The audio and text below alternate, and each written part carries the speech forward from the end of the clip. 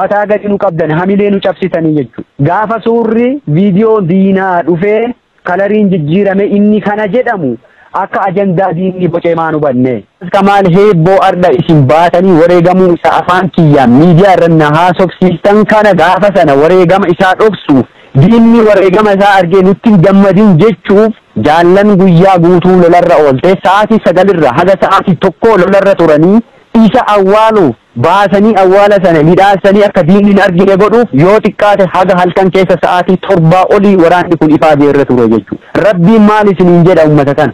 Maal isiniin jedha rabbi jala deemtanii rabbi jala teettanii waan hubatamuu qabu maanan gaafanne maanatti nan bilbil miidiyaa rabbaate maa iyyita miidiyaa rabbaate maa diina faana sirbita hoogganni naannoo sanii bilbila isaanuu kenna waan akkasiitu dubbatamaa jira adda baafanne maaf hin jenne waan nama ajaa'ibu waan nama dhibu harda yoo viidiyoo suuraa poolisoota gaafa sana boojinee maxxansine bifa fuula isaanii kalarii jijjiirtanii inni isa kana jettanii dubbattan ceerri haga kana caaleen jiru jechuudha. Nu ceersitanii jechuudha. Dhugaa isinitti himaan ceera guddaadha jechuudha.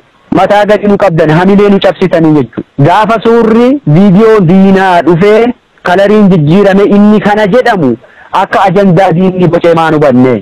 Haga ammaa sa'aatii kanaatti namni nu hubanne jira. Namni mee addanuu haa baasuu isa nu dubbisaa jedhu jira jechuudha.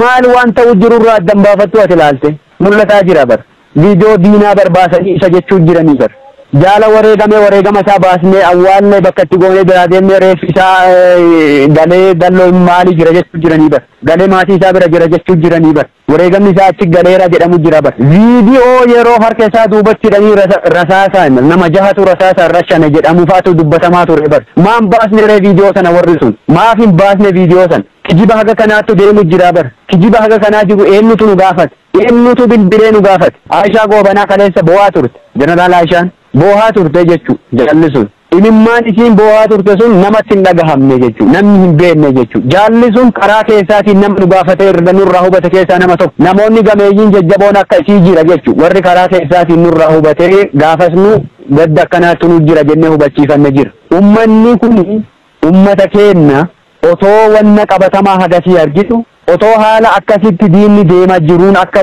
ajandaa diinni bocee otoo argitu wanni isin taatan mataanuu cabsee rabbii jala deemtanii wareegama jaal Kamaal heebboo xureessitan. Lammaffaa Kamaal heebboo waan amantaa musliima ta'eef ajjeesanii jettan waan arsii ta'eef du'ee jettan ana amantaa kiyyan beeka eenyuyyuu fakkeessaa fi miti bar waggaa waggatti gaafa iida kabajinu suurri kiyya ka sooshaal miidiyaa irra hin jirre hin jiru fakkeessaaf maxxansaan turre bar gaafasiyyuu akka diinni ummata kana karaa amantaatiin dhaaba kana jibbisiisuuf yaalii cimaa inni godhaa ture beenna beektanu addi bilisummaa Oromoo amantaa kamuu maxxanfatu kamiyyuu ammoo hin jibbu kabajaan amantaa kamiifuu godhama dhaaba keessatti namni kamuu amantaa isa kaleessa mana isaatti qabu as keessatti hin qaba hin geggeeffata namni isa dhoowwu hin jiru fakkeessiif nu argaa fi miti ka maxxansaa turre suura sana beekta argaa turtan ture suurri miidiyaa kana guutuurra jira suura miidiyaa irra jiru kiyya otoo hin taane waraanni bilisummaa Oromoo yeroo hunda yoo inni hiriiree saffaa guutee salaatu argaa turtan jedhan maaliif kun ajandaa diinni boceen sirbuun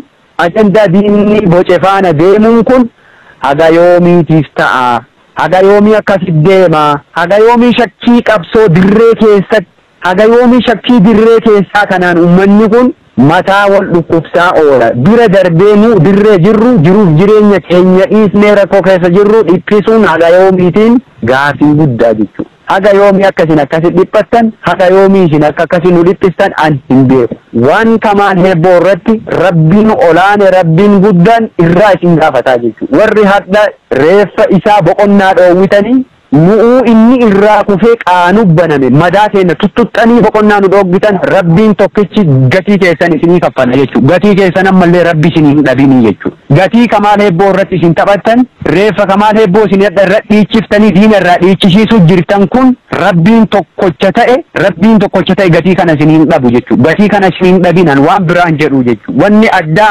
Wanni addaa wanni isinii dhiheessee isin itti amantan injiraatin yoo barbaade Kamaal heebboo lolarra wareegame lolee wareegame nafiraan wareegame hoggana isaatan dirree sanaan jiraachuu miti otoo dirree biraa jiraadhee otoo bakka biraa battala biraa jiraadhee Otoo godina biraa keessa jiraate godina lolli sun itti ta'eyyuu jiraachuu baadhee wanna Kamaal keessa jiru guyyaaf daqiiqaan quba qaba jechuudha. Warri adda miidiyaa kanarra bahee iyyaa jiru akka wadala harree baroodu jiru kun warra Kamaal eessa akka jiru waraanni bilisummaa Oromoo eessa akka jiruu fi maalirra akka inni jiru maal keessa akka inni oolu hin beeknetu iyyaa jira jechuudha. Warra eessa jirraa keenya quba hin qabnetu iyyaa jira jechuudha. Warri eessa akka jirru quba qabu akkasi boo'u jira miidiyaa gubbabba'ee.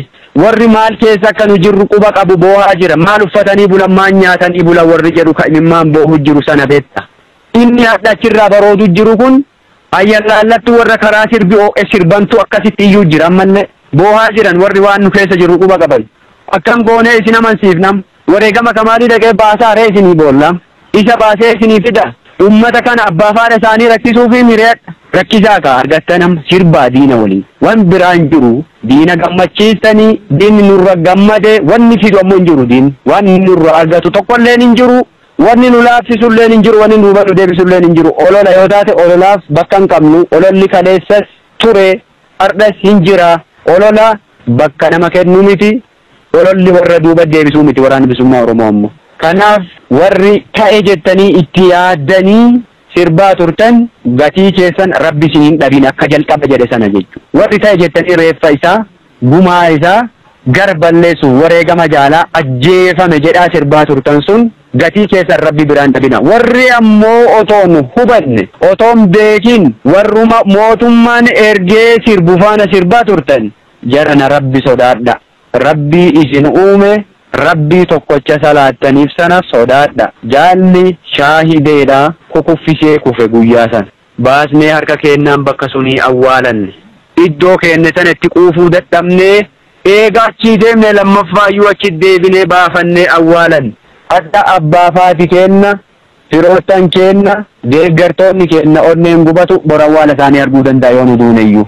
Dhalootaaf hinnee dabarra. Dhaloota qabsiifnee mallattootti goonee bira darbinee jirra. Godaannisa uummanni keenya qabaaf akkas godhu jira. Kadirree irratti waraabessi nyaate meeqatu jira jaallan keenya kabaafannee awwaalanne dhiisi. Wareegamni hin jennu barnuuti gaafa diinni wareegama keenya alarratti hin arginu. Wareegama lammaffaa nu kaffalchiisan jalqabaan jedhu wareegama akkasitti nu dhoffannee akka nun argineef awwaalanne isa nu dubbistanii jechuudha. Kanaaf gama Ustaaz Kamaal Heebboo jaal Kamaaliitiin rabbi jannatul firdoos isaaf haa hiruu waan jedhu waan biraa hin qabu. Kamaal dirree kanarraa waa hirdhise dirree kana qaaha itti bane jaallan tana cufa irraa gaaddisatu irraa ka'e jechuudha. Gaaddisatu irraa mulqame. Kamaal jechuun gaaddisa waraana kanaati. Gorsa waraana kanaati. Abbaa naamusa waraana kanaati namni kun. Naamusa isaa irraa waa hedduu barata waraanni kun. Jaallan bar waraana wareegameef hin boohani himimmaan boohaa fi turree bar kaaddaati xurumbaa afuuftuu miti qilleensa kanarra baate bakka jirru iyyuu kan beenu. Kanaafi warri irra deebi'ee ammallee warri shiira kan kalaqxanii ta'ema jettanii waraana kana diiguuf yaalii agasii gootan gatii keessan rabbi isinii haa kaffalu. Warri ammoo tolaan burjaajaa turtan haalli jiru kana fakkaata. Gama biraatiin waraana bilisummaa Oromoo bifa kanaan cabsina jedhee warri sirbaa jirtaniif sirbuufasii achillee jirtan wallaahi wabillaahi rabbitti isinii kakadhe waraana kana daqiiqaaf sekendiif duuba deebisu sadarkaa inni irra jirurra duuba deebisuu miti maayikiroo sekendiif sochoosuun akka hin danda'amne cimsitanii beekuuf hubachuu qabduu isiniin jedha. Waraanni kun xiiqeffatee jabaatee bakka inni itti wareegame maaliif akka inni wareegame yoo xiqqaate bar ergasii lola lama jajjabaa lole achirra waraanni kun lola ciccimaa lama lole lola guyyaa 12 fi lola guyyaa 18 lola ciccimaa lola jajjaba wareegama nama kaffalchiisuu lole dachaan baasaa ture gumaa isaa dachaan baasuu jira hardhalle dachaan baasuu jira jechuudha. Ammas borulle yoo ta'e bakka inni itti wareegame isa qofa miti jaallan nurraa kufan imaanaa isaan nurra gatanii deeman ba'aa isaan nurra dhiisanii deemaniif ololli nun laaffisu. An akka jaalsa baay'isitti kibba bahaa dhaladhee kibbuma bahaatti ammoo wareegama qulqulluu ittiin shakkanii sabaayif qorachuun nahaa laaffisu haamilee nahaa tuqu malee imaanaan jaallan narra dhiisan akka haamileen hin cabne na godha jechuudha. Na jabeessaa jechuudha. Deebi'ee uf komadhaan iyyuu gaafa aaree uummata kanaaf maaf qabsaahan jedhu iyyuu imaanaa jaallanna irra dhiisan sun akkam jedhee uf ilaala jechuudha. Bocni bocame kun ka uummata qulqulluu irraa maddee osoo hin taane ka warra mootummaan daabboo kennee fi erguu jiru ta'uu ufitti himaa jechuu deebi'ee. Aaree ka'ee wanna ta'e kana deebi'ee ufitti himee uf jabeessa. Ammas hin jajjabaanna kanarra cinnee argamna gumaa jaallan keenyaa dachaan baafna kibba baha Oromiyaa maqaa kaleessaa sana itti goona maqaa kaleessaa sana itti deebisna jechuudha. Akka kaleessaa sanatti dhaabbatee jabaatee waraanni kun lolee argita. Yoo xiqqaatee barbaatii 8-9 asii cibraa sadii horate waraanni kun. Waan tadha dibbeedhaan tuudduwanni qilleensa irra baatee kijibdu kanaa miti beekta. Dheebotanii beelahanii daa'ima isaa afaan qabanii daa'imman isaa afaan qabanii warri adda miidiyaa kanarra gangalatanii boohu jiran akkasii mul'absuuf yaaluu jirtan kana hubatanii boohaa jiran kun beelahanii dheebotanii waraana kana hidhachiisanii jabeessanii bar sadarkaa kana biraan gahanii sadarkaa kana caalaa immoo jabeessuuf xiiqeffatanii hojjechuu jirani hojjetaa jirani biyya keessaa falaan irratti hojjechuu jirani jechuudha jabeessaa jiran jabaataa jira waraanni. Ayyee gaaffii keenya gara goolabaatti geessineerra mee gama tokkummaa uummata Oromoo akkasumas tokkummaa qabsoo Oromootiin wal qabsiistanii uummanni Oromoo haala hundumaa diddaa qabsoo keessatti geggeessaa jiru hidhannoo tumsuu wal qabatee haalota tokko irratti waan gabaabaa nuu jedhaati. Ayyee gaaffii keenya goolamnayye. Gama tokkummaa uummata Oromootiin inuyyuu yoo duubanna deebisuu baate dhimma wareegama Ustaaz Kamaal Hebboo biratti waan tokkummaa uummata Oromoo sharafu hedduutu ka'aa ture jechuudha. Wallaggatti ajjeese, Ebalutu ajjeese, Harargeetti achi keessa du'e, Arsiitu maalii ta'e, Jinnitu akkana ta'e, Rabbi sodaadhaa dhiiroo. Nuti kabaaneef uummata Oromootiif Oromiyaaf qabsaa'u jirra. Biyya walaba taate Oromiyaa tarree addunyaa dhaabuuf qabsoo godhu jirra. Uummata Oromoo bal'aaf lolaa jirra. Oromoo keessaa dhalanne, gandaaf hin dhalanne, ollaaf hin dhalanne, ollaan beeknu, gandan beeknu, nuka beeknu Oromiyaati. Odoo gandaaf lolla ta'e, odoo kutaaf lolla taate. Maal gooti ijoolleen Arsii iddoo biraati. Maal gooti ijoolleen Shawaa ijoolleen giddu galeessa Arsii irra maaf loltee wareegamti. Ijoolleen Arsii maaliif Wallagga irra loltee wareegamti. Ijoolleen Harargee maaliif Boorana irra loltee wareegamti. Ijoolleen Gujii maaliif Arsii irra loltee wareegamti. Maaf wareegamu jiru.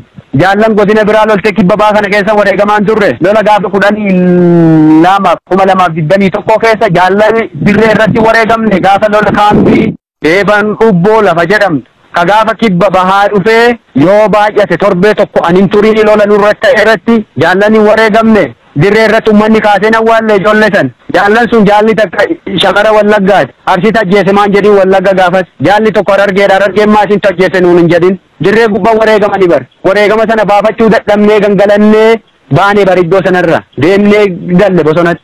Baalarra cabsannee biraa deem achii baasee uummata Oromoo awwaale beekta maanuun gaafatin gaafa sammuu keessa iddoon ni jiru laala bakka jirru argitanii maafin gaafatin gaafa sana Rabbi sodaadha shakkiin kaleessa yoo jiraate jira shakkii kaleessa sana har'a gaafiddanii nuun hin jeeqina shakkii kaleessaaf dhiisi nama kaleessa yakka sana hojjete gaafadhu bakka barbaadde nuun jeeqin har'a immoo gadi dhufte asitti shakkiin kaleessa isin achi waliin bukeessan achi waliin jeeqan sun ka diinni ajendaa godhe uummata kana gargar dhiibu sun kaleessa jechuudha. Inni har'a qabsoo qulqulluu godhu jirra. Waan kaleessa warri qabsoo gane dalageef har'a immoo as keessa shakkii uumanii qabsaa'ota xureessuun ta'uu qabu beekuu qabdan kana hubachuun barbaachisaadha jechuudha. Kana hubachuun ammallee nurraa eegama jechuudha. Tokkummaan uummata Oromoof tokkummaan jaallan kana akka hin sharafamne dura dhaabbannee laphee keenya kenninaaf jechuudha. Adda keenya kenninaaf jechuudha tokkummaa uummata Oromoo kan sharafamuuf. Tokkummaa jaallan keenya kan sharafamuuf adda keenya kennineef itti wareegamnee dabarraa jechuudha. Tokkummaan jaallan kanaa hin sharafamu, tokkummaan qabsaa'otaa hin sharafamu, tokkummaan uummata bal'aa hin sharafamu jennee adda keenya kennuuf jira.